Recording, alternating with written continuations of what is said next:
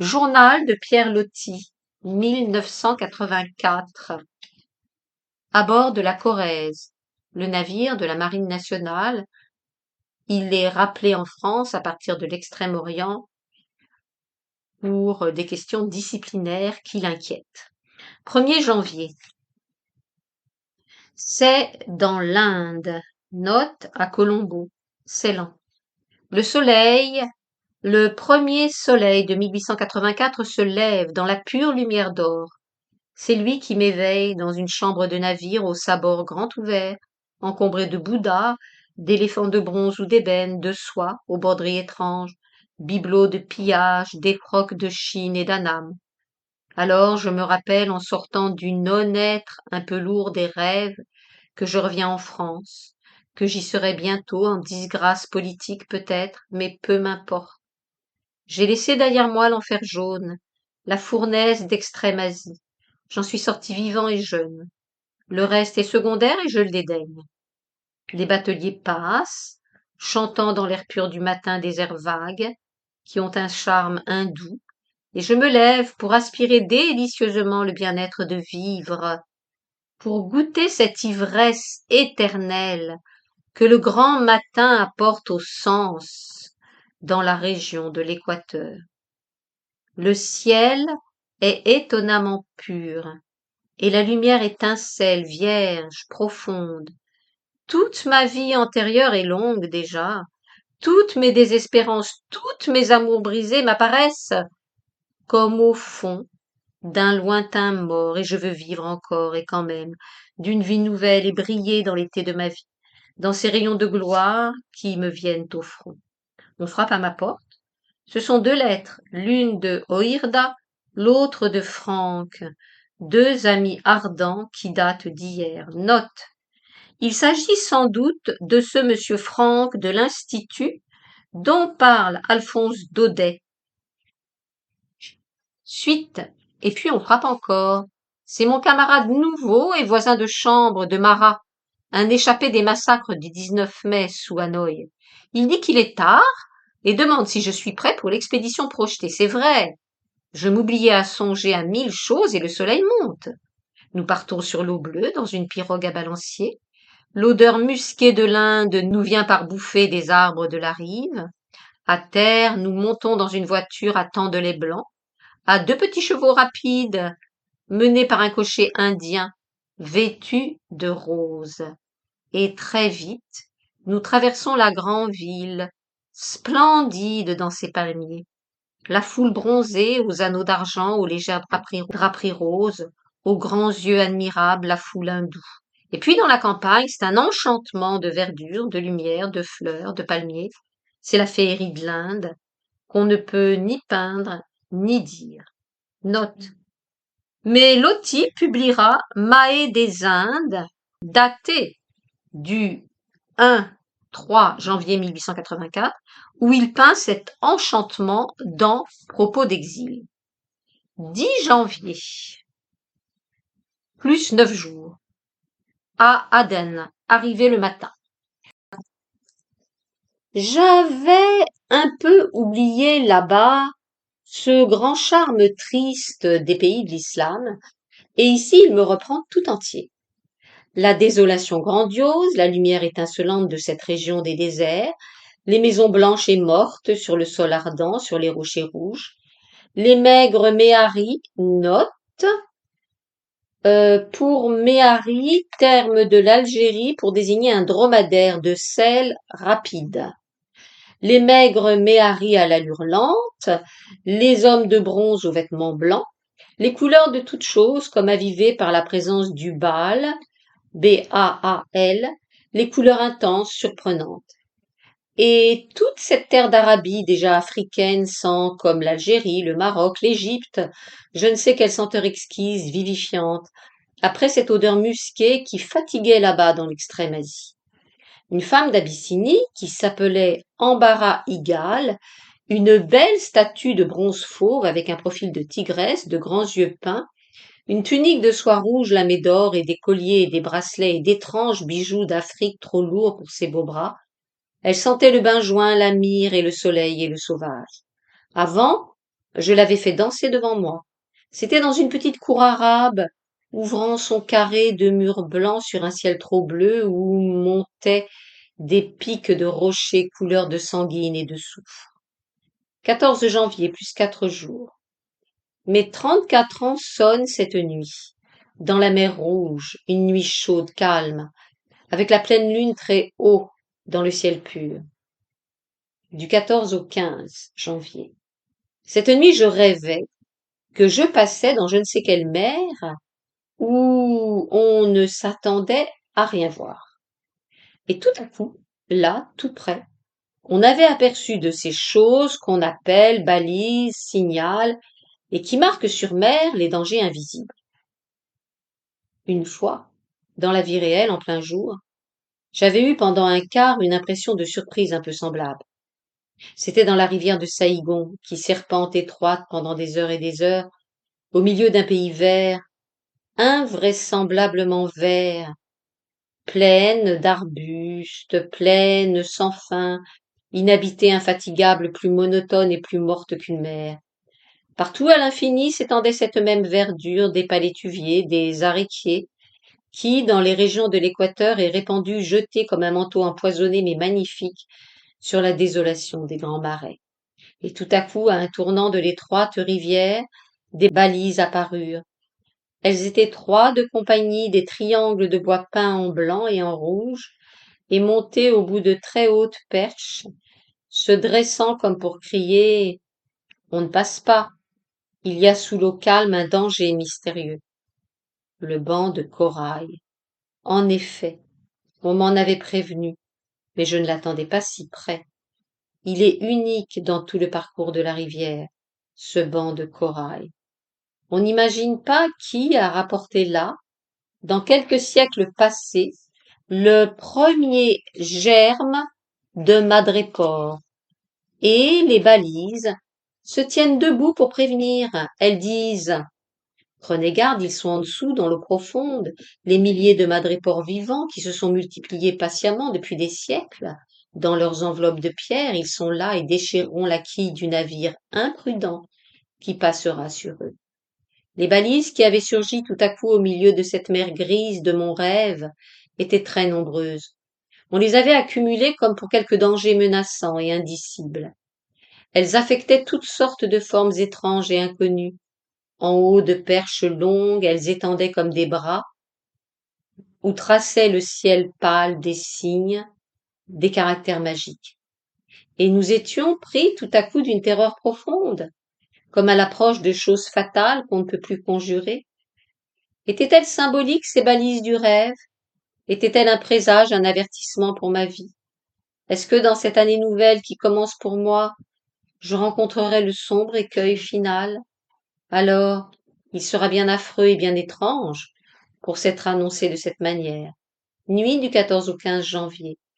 Pendant mon quart de nuit en mer Rouge, failli aborder un grand troop ship, transport de troupes anglais, bondé de passagers. Venu à grande vitesse à contrebord, il avait fait une fausse manœuvre en nous approchant. Une minute très solennelle quand il passe tout près, nos deux masses énormes se frôlant presque dans la nuit, s'envoyant la lueur rapide de leurs feux rouges, environ 1 heure du matin. Nuit du 15 au 16 janvier. En mer Rouge encore, nuit lumineuse, transparente, étoilée, quart de 8 heures à minuit. Autre instant de trouble. Par une erreur de route, erreur du commandant, donnée entre l'île de Sadoine et les récifs de la côte, donnée, arrivée par erreur. Entre l'île de Sadoine, île de la mer Rouge au milieu du golfe de Suez, et les récifs de la côte, l'on aperçoit tout d'un coup Sadoine, comme une grande montagne rose indécise par tribord. Et le vieux pilote arabe, Moussa Garib, levait les bras au ciel, criant que c'était cette montagne, le Ras Mohammed, note, à la pointe sud du Sinaï, entre les golfes de Suez et d'Aqaba. Mercredi 16 janvier. Arrivé au mouillage de Port Ibrahim à la nuit tombante, Première sensation de froid, d'hiver. À 7 heures, nuit claire et étoilée à terre sur le môle de Port Ibrahim. Pris des Arabes et des bourricots pour aller à Suez. 3/4 d'heure de route au trot sautillant des Alpes, croisant une foule de gens burnous au milieu de fondrières. Nous étions 6 personnes, 6 bourricots, 6 âniers courant derrière, vraie cavalcade. 3 sur 6 roulent dans des trous, jambes en l'air avec leurs bêtes. Mis pied à terre chez le consul de France, à Suez, pour prendre les lettres de la Corrèze. J'en trouve une pour moi d'Oirda. Visiter Suez en escadron à bourricots, aux lanternes, les cafés, les bazars, les mauvais lieux, les marchés. Rentrer à Port Ibrahim à 10 heures, il fait froid. Une brise d'hiver saine et exquise à respirer. 17 janvier, lendemain. Naviguer dans le canal de Suez tout le jour. Mouiller à la nuit tombante, au lieu appelé Toussoum. Note au nord du grand lac amer. Descendu courir à terre dans le sable en plein désert, désert de Moïse, sous la grande voûte étoilée infinie du ciel encore rouge. Puis la nuit devient plus profonde et il faut revenir en se guidant aux étoiles. 18. Lendemain. Mouillé le soir à El Ferdan, à terre au coucher du soleil. Un coucher de soleil étonnant de lumière, de profondeur sur l'infini mystérieux des sables. Nous allons loin de M, de Mara, et moi jusqu'aux dernières dunes de l'horizon désolé.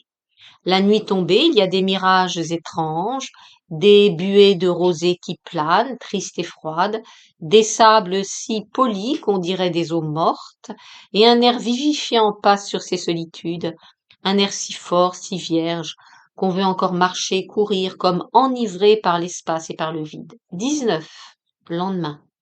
Le soir, arrivé à Port-Saïd, le froid sombre, la pluie d'hiver, déjà un peu de la vie européenne, un peu de la vie d'Orient aussi, le narguilé, la langue turque dans le quartier syrien, et cette créature-là même que j'avais trouvée si belle au printemps dernier retrouvée, encore jeune, désirable, mais déjà fatiguée, déflorée, triste, dans sa case blanche par ce temps gris d'hiver.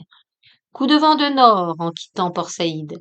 Très grosse mer dangereuse, pluie glacée.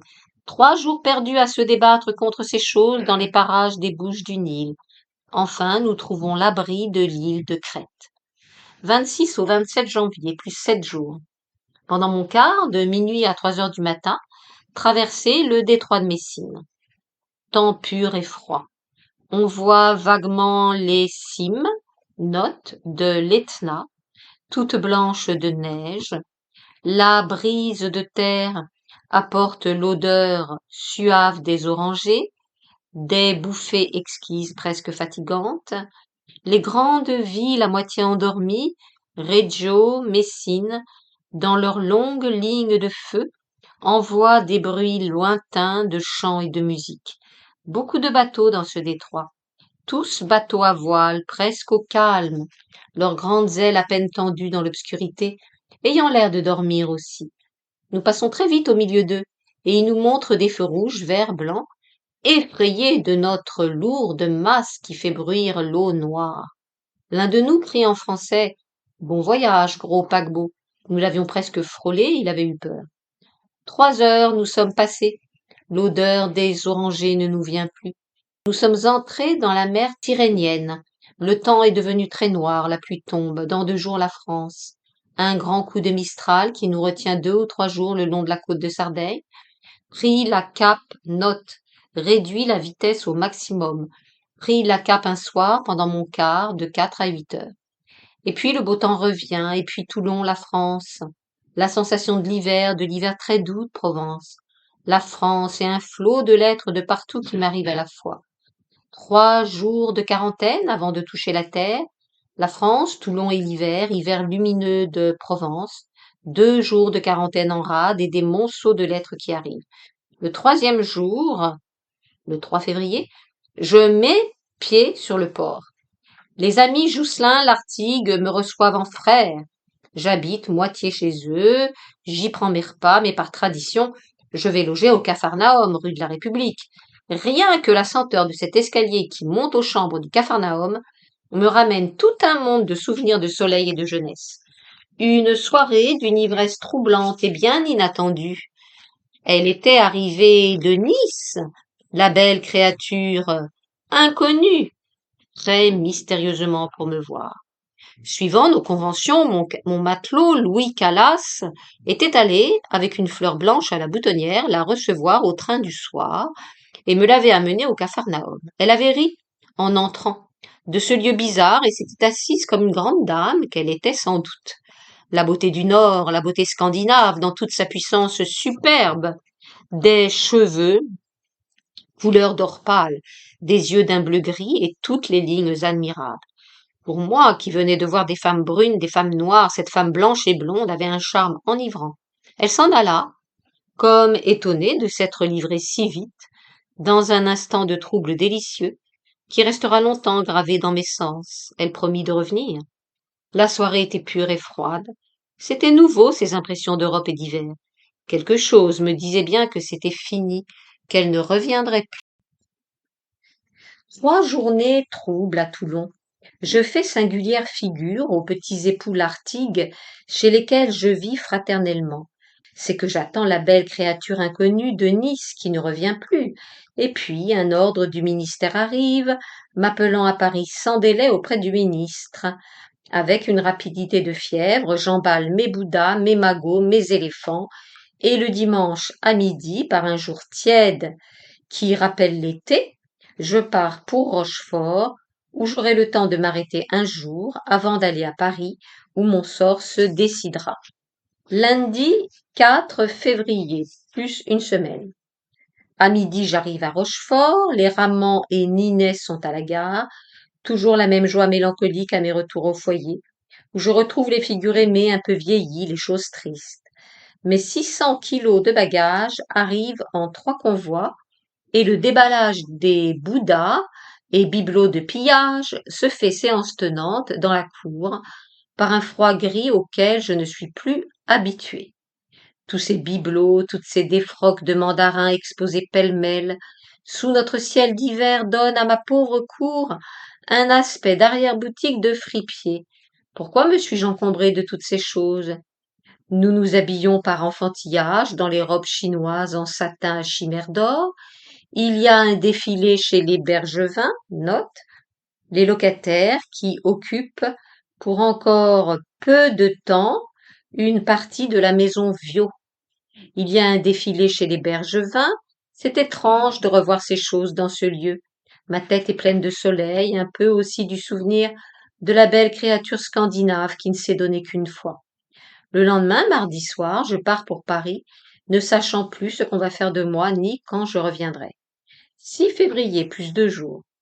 Mercredi à 5 heures du matin, j'arrive à Paris en même temps qu'une bande de mes marins de la Corrèze.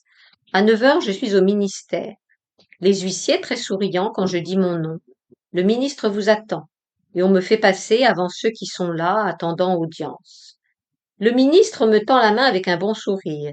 C'est fini, on ne m'en veut pas, dit-il. On me donnera ce que je voudrais. Je demande une permission et la paix. Tout m'est accordé de bonne grâce. Ensuite, il faut, paraît-il, faire la tournée des grands chefs du ministère qui veulent tous me voir. Et mon retour ressemble plutôt à un triomphe. Alors je m'en vais de ce ministère le cœur plus léger, car en somme, j'adore cette marine et ces gens de mer. Je ne saurais plus vivre sans tout cela s'il m'avait fallu le quitter. 10 jours bien agités passés à Paris. Mon nom est partout, célèbre maintenant.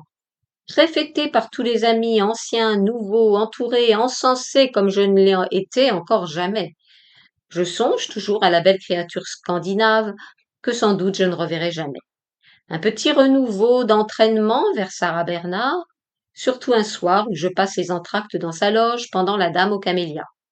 Avant le lever du rideau, quand elle s'habille pour le premier acte, encore en chemise, dit-elle, Madame Guérard et la femme de chambre me font, sur son ordre, entrer à reculons, en fermant les yeux et m'asseyant dans un fauteuil. Je cause en tournant le dos, et les yeux toujours fermés, et la voix qui me répond est suave et délicieuse. La loge, tendue de satin chinois à diablerie, sentant des odeurs exquises, À chaque entr'acte, elle revient plus charmante, me tendant la main. Tiret. Je jouerai ce soir pour Renan, dit-elle, et pour vous, parce que vous revenez du Tonquin, et vous allez voir ce que ça va être. En effet, elle fut inimitable. Comme nous nous amusions bien de son enthousiasme pour Renan, elle dit: Ça m'est égal qu'il sente mauvais, qu'il ait l'air d'un crapaud, tout ce qu'on voudra, moi je l'admire. Je joue le mieux que je peux, répond-elle simplement à toute une cour qui la complimente. Pour s'en aller le soir, elle met tout simplement une longue pelisse de renard par-dessus la chemise de batiste sans manches, et la voilà partie, montant dans un grand landau en me donnant la main, au milieu des 2 haies d'admirateurs obscurs qui guettaient sa sortie. Quitter Paris pour rentrer dans le calme de Rochefort, sans avoir vu l'ami Oirda. Rentrer à Rochefort, pris le poste de sous-aide-major à la majorité, le plus libre et le plus agréable de tous les postes du port, 1 an de paix assuré au foyer, et l'été va venir. Cela me paraît un rêve. Je suis moins triste en songeant à cet été. Le dernier, peut-être, passé au milieu des figures chéries de mon enfance, mais que rien, sans doute, ne troublera plus. Et je m'en fais une fête de cet été, de ce printemps. J'ai en tête toutes sortes de projets très honnêtes et très doux. 23 février, plus 17 jours. Un grand bal costumé chez les Auroux, directeur des chantiers navals. Il y a un défilé superbe où nous sommes, Ninet et moi, en chinois et chinoises, avec de belles robes, des frocs de pillage que j'ai rapportés de là-bas. Mon planton Daniel note: Ce matelot, au nom de famille inconnu, est né en 1862 dans la région bordelaise. Il tient une place importante auprès de Loti durant cette période comme planton. Mon planton Daniel nous précède en chinois tout doré aussi, portant devant nous des lances de guerre. Nous nous amusons très bien comme de braves enfants. Italique. Signé le commandant amiral-major général. Cléant. Italique. Permission de majorité générale. Il est permis à monsieur Julien Viaud, lieutenant de vaisseau, de s'absenter de Rochefort pour aller à Bordeaux et retour à Rochefort. Il lui est enjoint d'être de retour le 2 mars au matin. Signature, le commandant amiral-major général. 29 février, plus 6 jours. Jean Barada, ouvrez la parenthèse Charles S., était venu m'attendre au train de 6 heures, et nous brûlions le pavé de Bordeaux, tous deux au milieu du remuement de la grande ville, à la tombée d'une nuit tiède comme une nuit de printemps. Notre voiture allait très vite, fouettée par un cocher bien payé. Maintenant, nous avions traversé le faubourg des Gitanes et nous nous enfoncions dans une avenue solitaire menant dans des bois.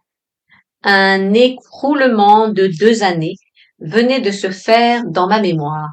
Ces grands voyages, cette lointaine Chine, cette mort entrevue, tout ce qui a passé depuis ce printemps 82. Note Pierre Loti renvoie à septembre 1878, et cet écroulement de 6 années, le journal ayant curieusement bouleversé le calendrier de ses amours bordelaises. Reprise. Depuis ce printemps de 82, où je lui avais dit adieu à elle adorée, avec une angoisse horrible, tout ce qui a passé depuis n'existait plus. En retrouvant la même saison, les mêmes lieux que je ne pensais plus revoir, et l'heure même de nos rendez-vous d'autrefois, je me sentais pris de cette ivresse délicieuse et mortelle, de cette angoisse mystérieuse d'amour que les langues humaines n'ont pas de mots pour dire. J'avais tout préparé patiemment avec habileté pour cette tentative de rendez-vous, et à présent, à l'idée que tout à l'heure peut-être je la toucherais, il me venait une anxiété affreuse et des sentiments de mort. Par dévouement irréfléchi, Charles S. me suivait, prêt à tout, avec une espèce de joie, après 2 années paisibles, de se trouver une fois encore dans une entreprise folle. Et il essayait pourtant de me faire une espèce de morale, à moi qui lui en ai tant fait jadis. de me parler de sa petite fille, Odette, qu'il voulait me montrer demain, guillemets. Pourquoi ne pas me marier moi aussi, et devenir sage comme lui? Fin de guillemets. Je ne l'écoutais plus, bercé seulement par cette voix, dont le son était resté mêlé au souvenir de toutes mes courses nocturnes d'il y a 2 ans, dans ces mêmes lieux pour arriver jusqu'auprès d'elle avec des ruses de sauvage. Nous approchions, et toutes les senteurs du bois m'enivraient, toutes les choses reconnues, retrouvées. C'était comme si tout notre amour passé fût resté là dans l'air, avec ses mystères indicibles, ses voluptés de fièvre, ses rêves de néant et d'au-delà, ses sensualités ardentes, païennes et simples, éternelles. Et la nuit était si douce. Cette nuit qui sentait le printemps hâtif, l'approche du renouveau suave et triste. Il y avait dans l'air de la vie et de la mort à profusion, mêlés dans un accouplement ténébreux. Et la mort dominait la vie. Et il me semblait que toutes mes années passées pesaient tout à coup lourdement sur ma tête, et que ma jeunesse était envolée sans retour. Maintenant je me sentais abîmée de crainte et de langueur. J'avais peur affreusement à l'idée de la voir. C'était le lendemain soir 1er mars, dans une vieille auberge très typique au bord des quais dans un faubourg de Bordeaux. Nous étions attablés à dîner, Charles S., son frère, et 2 autres de l'ancienne bande des Black Bulls. Note.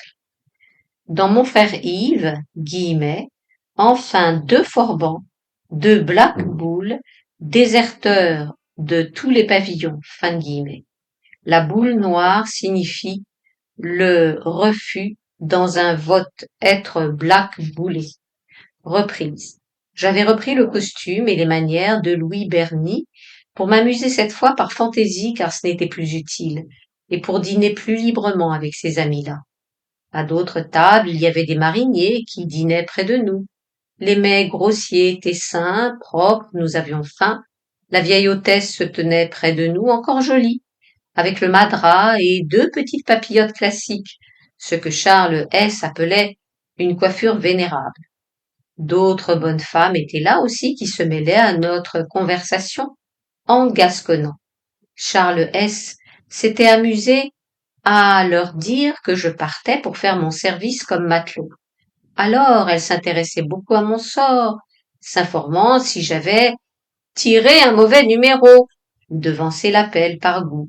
Et les amis riaient gaiement de cette histoire, qui avait si bien pris, m'exhortant, moi, conscrit, à avoir bon courage. Guillemets.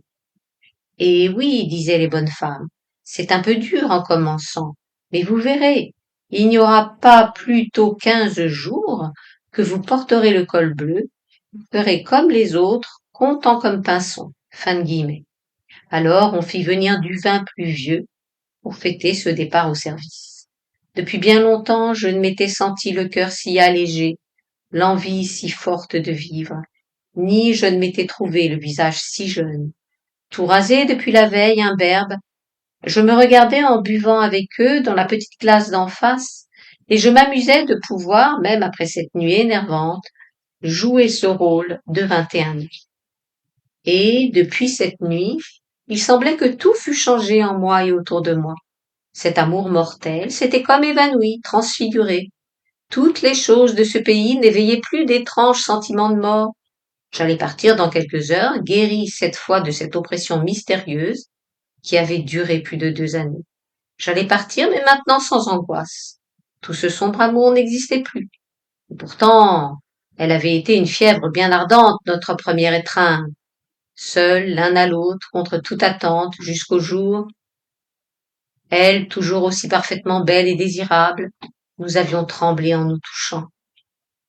Et dans cette nuit de retour, j'avais fait une dépense de vie plus grande que dans aucune autre nuit de ma jeunesse. Alors, pourquoi ce changement étrange? Déception d'avoir trouvé toutes les portes ouvertes, quand je m'étais attendue et préparée à toutes les difficultés. Et puis, la certitude d'être aimée toujours, et quand même, je ne sais quoi de plus doux et de plus ordinaire dans sa manière d'être avec moi. Et puis surtout, au contraire de notre dernier rendez-vous d'adieu, elle m'avait cette fois fait jurer de revenir souvent. Alors peut-être ne reviendrai-je plus.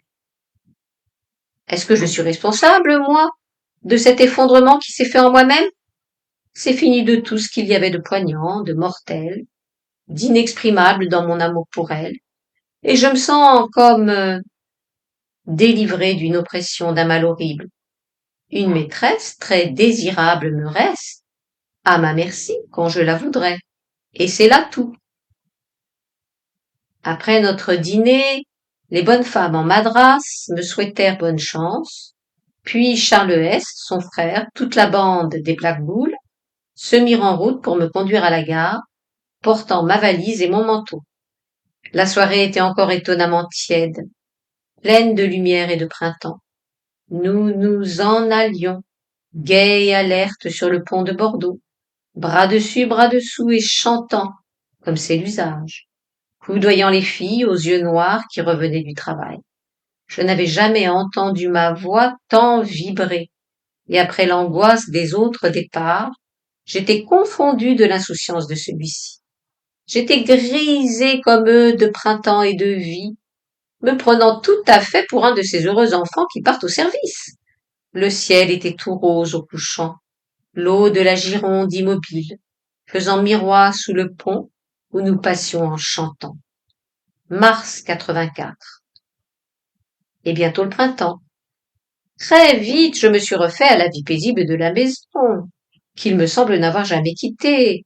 Le service est fort doux, l'été va venir, Ninet est à la maison et tout le jour, nous faisons les ouvriers avec beaucoup d'entrain. Elle, Daniel et moi, les mains pleines de plâtre. Dirigeant la construction de la chambre arabe, note, cette chambre arabe en substitue à la chambre turque dont elle hérite divers objets. Construction de la chambre arabe, où seront plaquées au mur des faïences prises dans la Casbah d'Alger au dernier printemps, promenées au Tonkin, roulées à tous les hasards des voyages et de la mer. Rochefort, 25 mars. A. E. Pouvillon. Italique. Je voudrais aussi vous prier de venir me voir en mai aux Cerises. Nous nous ferions conduire en bateau de guerre dans la forêt des Saumonards dans l'île d'Oléron, où il y aura des tapis d'œillets roses. Ensuite, nous traverserons l'île pour revenir par Marennes. Et puis moi, j'irai vous voir en septembre au raisin. Dites vite si cela vous va. Vous travaillez, vous, c'est très bien, moi pas du tout. Je vais me mettre à quelques tonquineries. Mais ce pays m'est tellement odieux que je les fabriquerai péniblement, dans un but très mercenaire. Comme dit l'ami Daudet, je suis dans une période de vent de boue. Hier encore, paraît-il, le Gil Blas m'abîmait. Mais vous pensez si cela me gêne? Vous demandez ce que je deviens si je suis heureux. Mon cher ami, en ce moment, je me grise de printemps comme tout jeune homme. Les hirondelles font tapage, le soleil est chaud. Souleïma, très réveillée, trotte avec Moumout le long du mur du midi. Et moi, j'ai repris mon poste d'été sur le banc vert que vous connaissez. C'est toujours la même ivresse qu'autrefois, mais maintenant ce retour éternel m'apporte aussi une mélancolie très profonde.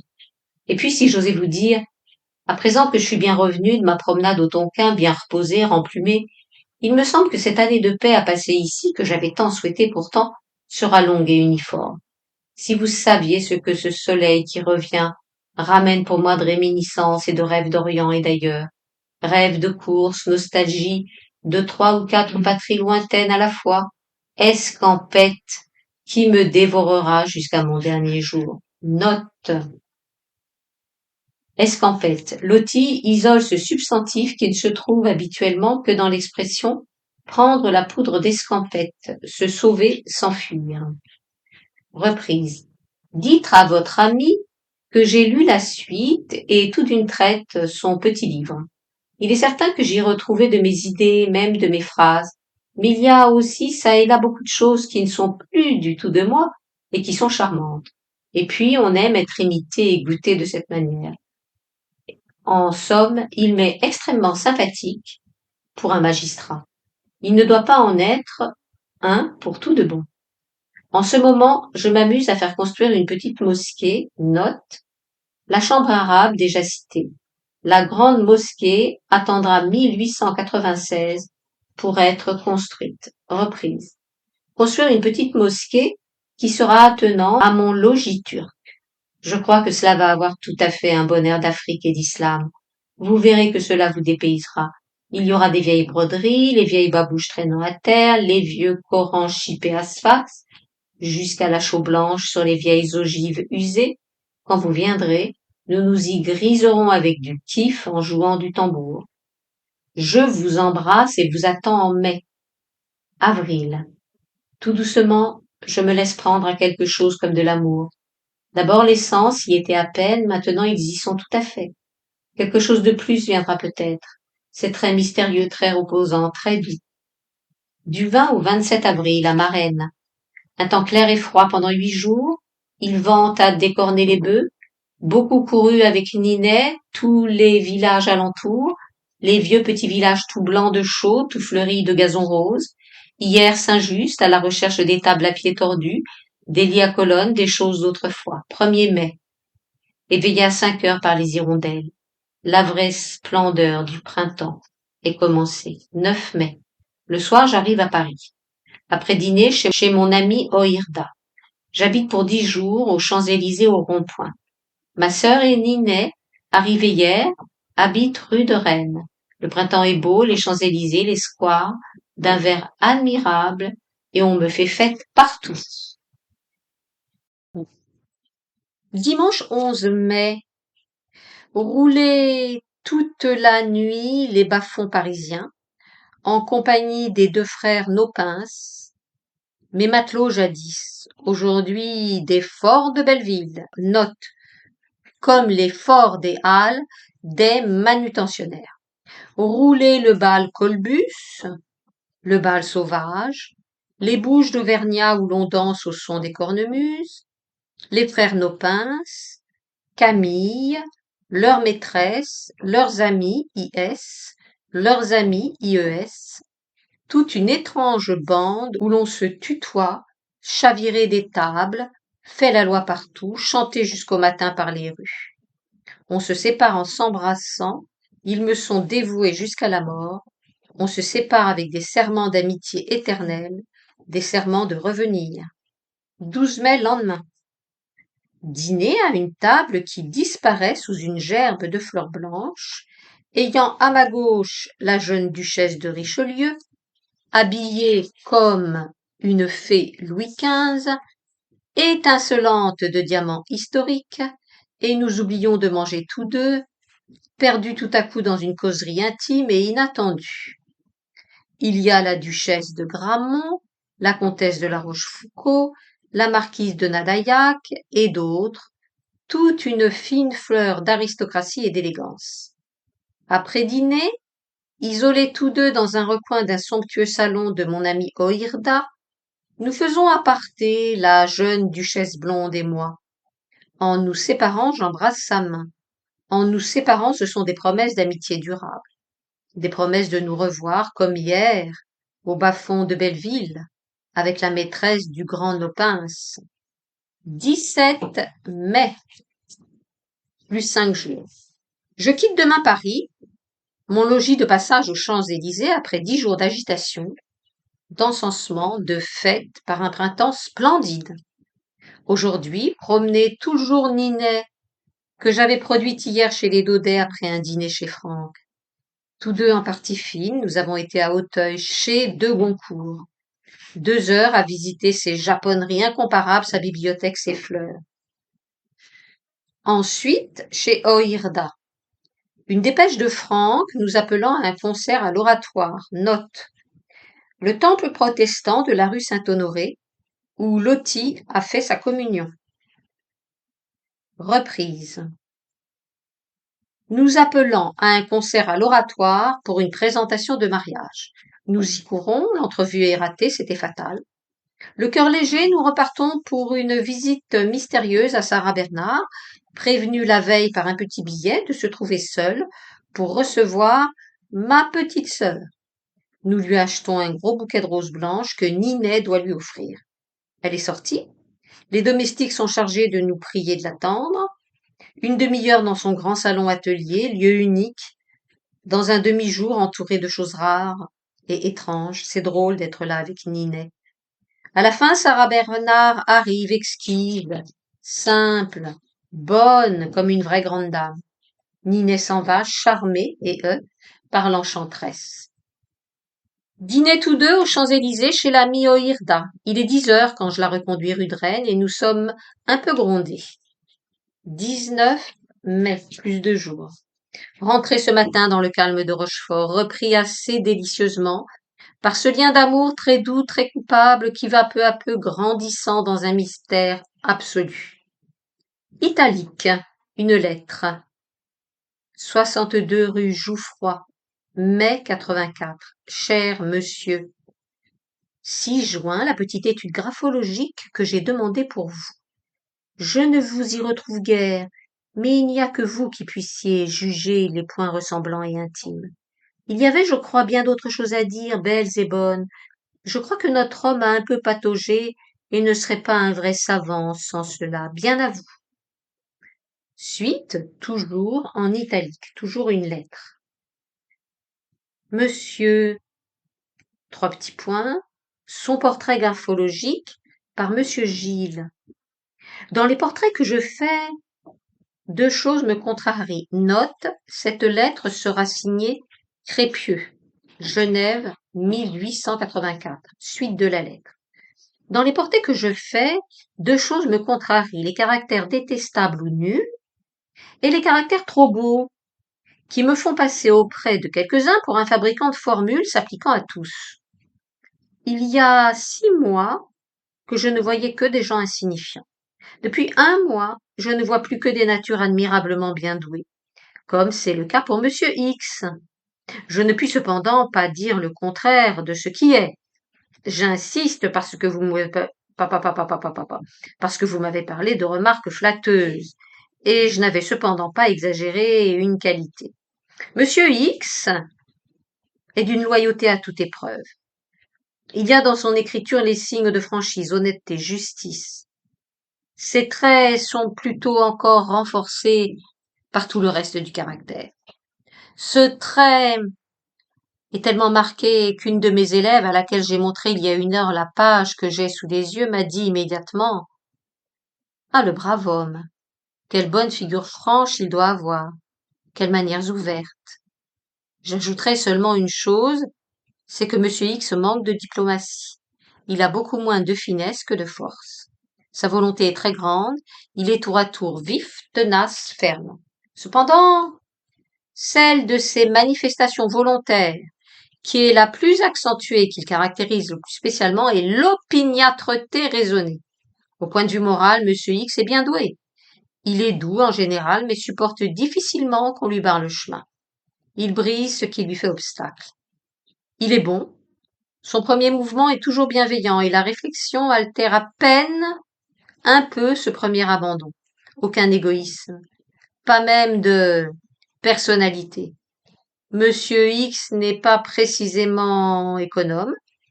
Il aime les bons cigares, toutes ses aises, plutôt ses aises que le luxe. Son esprit est positif, il se demande si une chose est utile avant d'en faire acquisition, sauf à payer trop cher ensuite, parce qu'il ne sait pas plus acheter que vendre. Il a pitié des petites gens qui ornent leurs étagères de bibelots inutiles. Son intelligence est puissante, il a des idées à lui.